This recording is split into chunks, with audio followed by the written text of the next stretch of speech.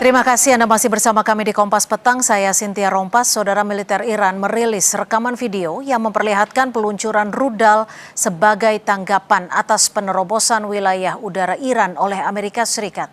Salah satu yang diserang adalah pangkalan militer AS di Arab Saudi.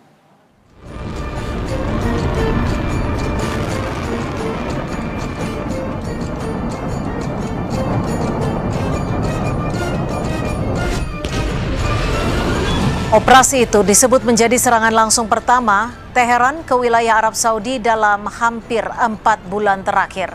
Iran menargetkan pangkalan militer AS dengan rudal balistik. Pemerintah Arab Saudi belum memberikan konfirmasi maupun bantahan atas laporan yang beredar tersebut. Meski demikian, saudara, otoritas pertahanan sipil Arab Saudi sempat mengeluarkan peringatan dini bagi warga di kota Al-Qarj dan Yanbu.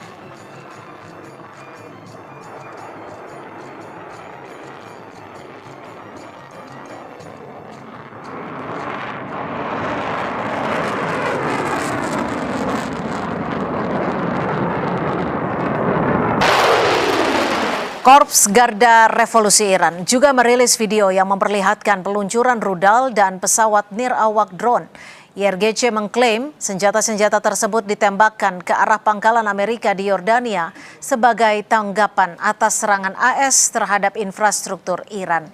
IRGC menyebut angkatan udaranya melancarkan serangan terkoordinasi menggunakan rudal dan drone terhadap pangkalan militer Amerika di Azraq, Yordania sebagai bagian dari respon berkelanjutan atas serangan Amerika terhadap infrastruktur sipil Iran.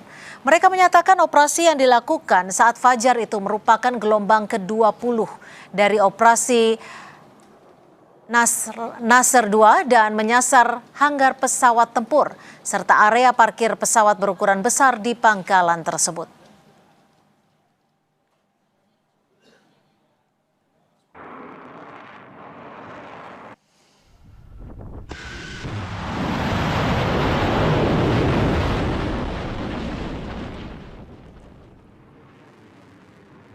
Pemimpin tertinggi Iran Mojtaba Khamenei mengancam akan memberikan pelajaran tak terlupakan kepada Amerika Serikat yang dituduhnya berulang kali melanggar nota kesepahaman yang telah ditandatangani presiden kedua negara. Menurutnya pelanggaran tersebut menunjukkan bahwa tanda tangan Presiden AS Donald Trump saat ini sudah tidak bernilai dan tidak memiliki kredibilitas. Khamenei menyatakan pelanggaran yang disebut dilakukan Amerika Serikat kembali memperlihatkan bahwa komitmen Washington terhadap kesepakatan tersebut tidak dapat dipercaya. Khamenei memperingatkan apabila Washington terus meningkatkan konflik, Amerika Serikat akan menghadapi pelajaran tak terlupakan dari rakyat Iran. همزمان با این حماسه نقض عهدهای مکرر شیطان بزرگ نسبت به تفاهمنامه امضا شده بین رئیس جمهوران ایران و آمریکا بار دیگر این حقیقت را به همگان ثابت کرد که امضای رئیس جمهور آمریکا چقدر بی‌ارزش و نامعتبر است و زورگویی، تمامیت خواهی و وحشیگری اجزاء لاینفک مرام و مسلک آمریکایی می باشد. Kantor berita Iran melaporkan serangan Amerika Serikat yang dilancarkan Jumat malam merusak sebuah jembatan dan 2 terowongan sehingga mengganggu salah satu jalan raya utama menuju Bandar Abbas, kota yang terletak di dekat bagian tersempit Selat Hormuz. Amerika Serikat dan Iran saling melancarkan serangan yang menyasar infrastruktur dan target militer. Seiring memanasnya konflik, mereka memperebutkan kendali atas selat tersebut. Iran juga melaporkan adanya serangan terhadap Pulau Qasem yang strategis dan terletak dalam wilayah Selat Hormuz.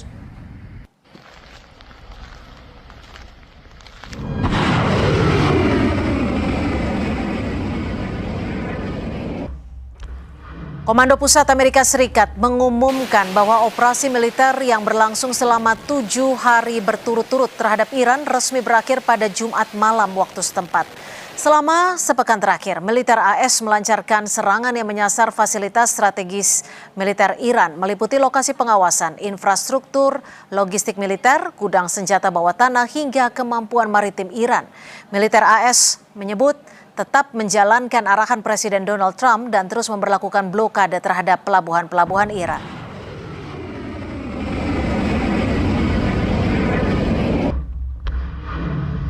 Setelah membombardir sekutu Amerika Serikat sebagai balasan atas serangan fasilitas sipil dan militer Iran, pemimpin tertinggi Iran Mojtaba Khamenei mengeluarkan peringatan keras kepada Amerika Serikat.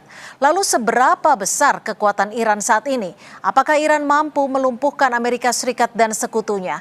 Kita bahas bersama peneliti senior Indo-Pacific Strategic Intelligence, Aisa Kusuma Sumantri, dan pengamat militer serta pertahanan UI, Stanislaus Rianta.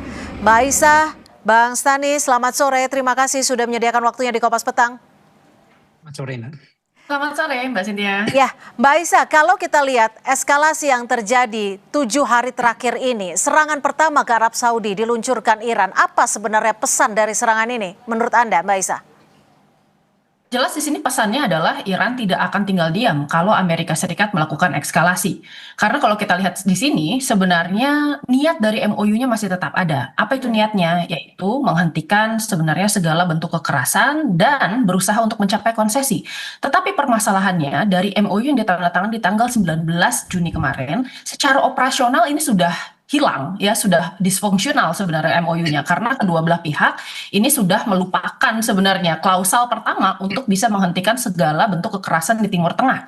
Yang sekarang kita lihat adalah ini kan ada pelanggaran yang dianggap oleh Iran dilakukan oleh Amerika Serikat di kawasan Selat Hormuz sehingga Iran melakukan retaliasi, ya. Dan kita lihat di sini sebenarnya Amerika Serikat saat ini tidak juga melepaskan sebenarnya Selat Hormuz untuk bisa dikuasai oleh Iran. Di sisi lain Iran pun sama, tidak akan mau melepaskan Selat Hormuz karena Selat Hormuz ini dianggap sebagai sebuah nuklir ekonomi yang dimiliki oleh Iran, ya. Ini jauh lebih efektif dibandingkan dengan senjata nuklir manapun karena dia bisa menutup Selat Hormuz apabila terjadi pelanggaran atau kemudian eskalasi perang yang terjadi oleh Amerika Serikat gitu. Di sini kita lihat gamenya kembali menjadi sebuah chicken game theory, dalam artian kedua belah pihak ini tidak mau sebenarnya, ya, menjadi pihak yang kalah. Jadi mereka ini takut sebenarnya untuk bisa menuruti MOU. Karena apa? Karena kalau mereka menuruti MOU dengan cara misalnya melakukan deeskalasi sementara pihak yang satunya itu terus menyerang, maka mereka akan ada dalam posisi yang merugikan. Oleh karena itu, meskipun yang paling menguntungkan itu adalah sama-sama stand down, di sini kita lihat bahwa keduanya itu sama-sama melakukan, ya, eskalasi atau menaikkan tensi dari peperangan ini. Dan ini yang sebenarnya kita khawatirkan, ya, bahwa MOU-nya sebenarnya ke depannya ini menjadi gagal. Oke, Bang Stani, ketika MOU dianggap sudah tidak berarti lagi dan kemudian masing-masing negara Iran dan juga Amerika Serikat seakan-akan menciptakan eskalasinya sendiri. Lalu apa yang Anda baca dari peringatan yang dikeluarkan Mojtaba kali ini? Apakah peringatan yang disebutkan oleh Mojtaba ini bisa dikatakan peringatan yang cukup serius dan perlu dikhawatirkan Amerika Serikat? Ya, perjanjian itu memang rapuh. Jadi sekarang perjanjian itu tidak ditaati, semuanya sudah melanggar, sehingga dampaknya seperti ini. Nah, kekhawatiran saya adalah ketika nanti Iran benar-benar marah dan dia melancarkan serangan dan terjadi serangan yang cukup vital. Misal kapal induk AS yang berada di sekitar Selat Hormuz itu nanti diserang oleh rudal, ini akan memicu serangan balasan yang cukup besar. Misalnya nanti AS melakukan serangan darat atau penerjemahan lintas udara, ini yang berbahaya. Yang kedua sebenarnya ini ada ancaman serius lagi adalah di Eropa ini akan memasuki musim dingin, sementara pasukan gasnya itu sebagian besar dari Qatar yang menggunakan kapal di Selat Hormuz. Nah, ketika perang ini terus nanti terjadi, maka nanti akan krisis energi di Eropa. Ini cukup berbahaya juga. Jadi intinya adalah Amerika menggunakan taktik militer yang canggih, sementara Iran menggunakan perang asimetris yang menggunakan ekonomi sebagai senjata utamanya. Jadi ini kalau misalnya dibiarkan, pelanggaran-pelanggaran ini dampaknya bukan hanya terhadap Iran, terhadap Amerika, tapi terhadap dunia. Artinya perang ekonomi ini bisa dikatakan dampaknya akan lebih masif. Lalu Mbak Aisa, ketika Arab Saudi, Yordania, Kuwait dan juga Bahrain, mana lagi setidaknya sekutu AS yang bisa dijadikan target? Kalau tadi Bang Stani menyebutkan bisa saja loh kapal induk Amerika Serikat ini diserang ketika Iran marah. Mbak Aisa? Masih di mute, mohon maaf. Ya, kita lihat sebenarnya mungkin saja itu terjadi karena kemarin kita baru menyaksikan sebenarnya statement dari Mohsen Rezai yang menyatakan bahwa kalau Amerika Serikat terus melakukan serangan terhadap Iran, maka kemudian Iran ini tidak akan ragu lagi untuk kemudian hanya melakukan retaliatory attack, tapi nanti akan berkembang menjadi full offensive attack. Nah, kita lihat di sini berarti kan statement itu menyatakan bahwa Iran nanti tidak akan kemudian menunggu aksi untuk Amerika Serikat untuk bisa melakukan serangan-serangan ke negara-negara lainnya. Saya rasa sekarang sebenarnya Iran ini sudah berkomitmen untuk bisa mengembalikan sekitar 1,5 kali lipat dari serangan yang diterima oleh Iran yang dilakukan oleh Amerika Serikat ya. Nah, tetapi permasalahannya kan kita lihat di sini posisi negara-negara Arab Teluk ini juga sekarang sudah mulai pecah dan berbeda-beda. Rata-rata sebenarnya negara Arab Teluk ini berusaha untuk melakukan yang namanya strategic hedging. Jadi mereka tetap mendukung Amerika Serikat, tetapi mereka tetap menyediakan sebuah ruang yang memungkinkan Iran untuk memenangkan perang ini gitu. Sehingga tadi ya jalur mereka untuk kemudian melakukan diplomasi dengan Iran ini tidak tertutup secara total. Misalnya saja kemarin kita melihat di dalam pemakaman Ali Khamenei, ya Saudi Arabia ini mengirimkan delegasinya. Meskipun ada beberapa negara seperti UAE yang secara tegas mereka menolak untuk hadir ke sana karena hubungannya sangat dekat dengan Amerika Serikat dan sudah ada normalisasi hubungan dengan Israel gitu ya. Tapi itu memperlihatkan bahwa Saudi Arabia sebagai salah satu negara yang kemudian terbesar di GCC itu memperlihatkan adanya itikat baik untuk tetap melakukan diplomasi gitu. Sehingga sebenarnya terbuka jalur-jalur untuk diplomasi ke depannya untuk negosiasi di antara Amerika Serikat dengan Iran. Nah, yang kita khawatirkan sekarang apabila Amerika Serikat dan Iran ini sama-sama tidak bisa menurunkan egonya, tidak ada komunikasi antar elit melalui hotline misalnya, tidak ada kemudian hubungan yang bisa fungsional di dalam multilateral kerjasama seperti OKI lalu kemudian seperti PBB. Yang ini kita khawatirkan adalah distrustnya atau ketidakpercayaan satu sama lainnya ini menjadi semakin besar. Sehingga ini membuka peluang bagi kedua negara untuk sama-sama saling menyerang tanpa adanya komunikasi yang efektif. Nah, apa yang kemudian bisa terjadi? Ya, dikhawatirkan ini akan menjadi konflik yang kembali ke full scale attack seperti di tanggal 28. Dan kita tidak mengharapkan itu untuk kemudian kembali terjadi. Ya, tapi Bang Stanley, kalau kita melihat saat ini Amerika Serikat mengklaim bahwa akan menghentikan serangan selama 7 hari. Apakah ini bisa dipercaya ataupun penghentian serangan ini artinya bisa menyiapkan serangan yang lebih luas lagi untuk Iran menurut Anda?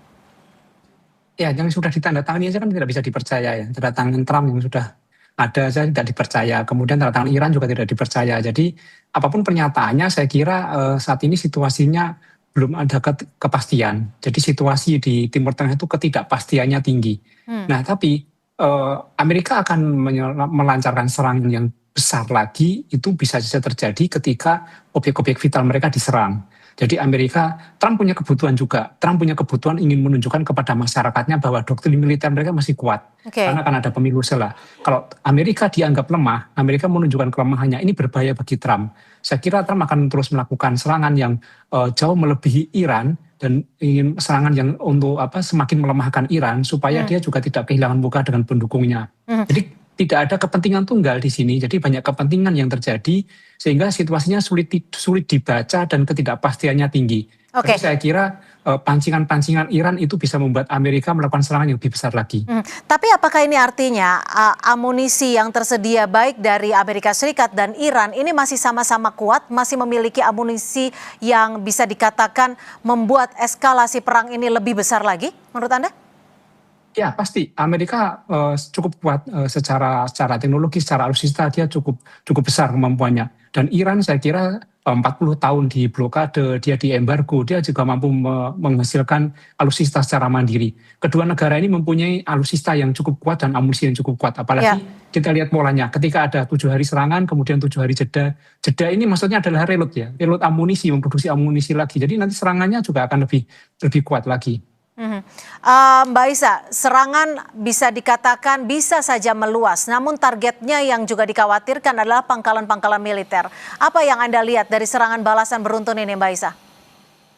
Ya, kalau kita lihat di sini Iran masih berusaha untuk fokus ke fasilitas-fasilitas militer yang dilakukan oleh Amerika Serikat. Meskipun kita lihat sebenarnya prinsip yang sebaliknya itu dilakukan oleh AS yang mengincar sebenarnya fasilitas sipil yang ada di Iran. Kenapa kemudian fasilitas sipil? Jawabannya satu, sebenarnya Amerika berusaha untuk memutus kemampuan Iran untuk bisa bertahan di dalam perang yang sifatnya itu asimetris dan perang atrisi. Karena apa? Fasilitas penunjang seperti misalnya stasiun kereta api, jembatan, lalu kemudian pabrik-pabrik, itu sebenarnya mendukung kekuatan Iran untuk bisa bertahan melawan tekanan Amerika Serikat, khususnya tekanan ekonomi yang diciptakan oleh blokade di atas blokadenya Iran di Selat Hormuz. Nah, satu hal yang kemudian perlu kita pahami di sini, ini menarik karena sebenarnya Amerika Serikat meskipun sudah mengisi ulang kemampuan dan stockpiling misalnya, tetapi sebenarnya kita lihat bahwa Amerika Serikat ini rata-rata kalah perang bukan karena masalah kemampuan militer, tetapi karena adanya permasalahan politik domestik yang menyatakan bahwa kemampuan Amerika Serikat ya untuk bisa melanjutkan perang secara keinginan politik atau political will dan secara ekonomi itu yang terkikis. Jadi rata-rata bukan karena militernya gitu. Nah, sekarang kita mengetahui bahwa AS ini sudah menyiapkan sekitar 1.000 misil. Pertama, 1.000 misil ini belum tentu semuanya akan diarahkan ke Iran. Karena AS tetap membutuhkan itu di front di Asia Pasifik ya, dan kemudian di Ukraina. Lalu yang kedua, kita bisa melihat bahwa sekarang War Power Resolution ini sudah ditandatangani sebenarnya melalui Kongres di AS gitu ya, dan Donald Trump ini memiliki waktu sekitar 60 hari untuk bisa menghentikan perang ini. Nah, kita nggak tahu apakah di akhir sebenarnya Donald Trump ini bisa mendapatkan konsesi yang diinginkan oleh Amerika Serikat dengan waktu yang sangat terbatas. Sementara kita sudah berada di dalam mark 1 bulan setelah perjanjiannya ini ditandatangani, gitu ya. Di sisi lain sebenarnya masih ada Israel juga yang masih mendesak, serta politisi-politisi hawkish Amerika Serikat. Nah, saya kira sebenarnya ini juga berpengaruh dengan apa yang terjadi di Iran, bahwa sekarang kita lihat pernyataan terkait bagaimana full offensive operation itu dilakukan dan diberikan oleh Mohsen Rezai yang merupakan penasihat dekat dari Mojtaba Khamenei. Menariknya memang ada perbedaan pendapat di antara Mojtaba dan kemudian front yang sifatnya itu adalah progresif, di antaranya adalah Ghalibaf dan kemudian Arakci gitu yang dari kemarin menekankan pentingnya melaksanakan MOU gitu. Jadi saya rasa sebenarnya perpecahan di Iran dan kemudian perpecahan di Amerika Serikat ini akan sangat berpengaruh telak terhadap kelangsungan nasib dari perang Iran, Amerika Serikat dan Israel. Oke, Bang Stani, kalau kita lihat dalam serangan Amerika Serikat ini juga ikut menghancurkan jembatan, lokasi-lokasi sipil. Apakah ini Anda bisa katakan sebagai kejahatan perang? Ya, situasinya sudah seperti ini. Kalau misalnya dunia akan menilai itu kejahatan perang, ya itu termasuk kejahatan perang. Tetapi kan AS pasti akan berdalih, dia punya dalih, punya alasan ya. Tapi kalau kita lihat sebenarnya menghancurkan jembatan, menghancurkan masyarakat sipil itu, instalasi itu menurut saya itu masih kecil. Kalau AS misalnya mau melakukan serangan yang lebih besar, dia bisa. Iran. Artinya ini ancaman Amerika Serikat secara terstruktur? Iya. Kalau misalnya Iran pun juga seperti itu, ketika dia melakukan serangan lebih besar dia juga bisa gitu loh. Ini masih, saya kira masih menahan diri sebenarnya. Nah, yang kita khawatirkan adalah ketika kedua belah pihak tidak bisa menahan diri. Apa yang mengakibatkan mereka tidak menahan diri? Misalnya ada provokasi-provokasi ya. Kita lihat ketika perjanjian dulu dilakukan, ditandatangani, beberapa hari kemudian ada provokasi-provokasi di Selat Hormuz sehingga terjadi serangan balasan, entah itu dari pasukan sayap kanan atau pasukan pecahannya dari Iran atau dari mana, itu terjadi saja. Israel juga memprovokasi gitu. Jadi sebenarnya ini tidak ada aktornya, tidak hanya Amerika dan Iran saja, tapi ada aktor-aktor lain yang harusnya itu juga dikumpulkan ketika akan melakukan penandatanganan perjanjian gitu. Jadi ketika tanda tangan hanya Iran dan Amerika itu nggak bisa.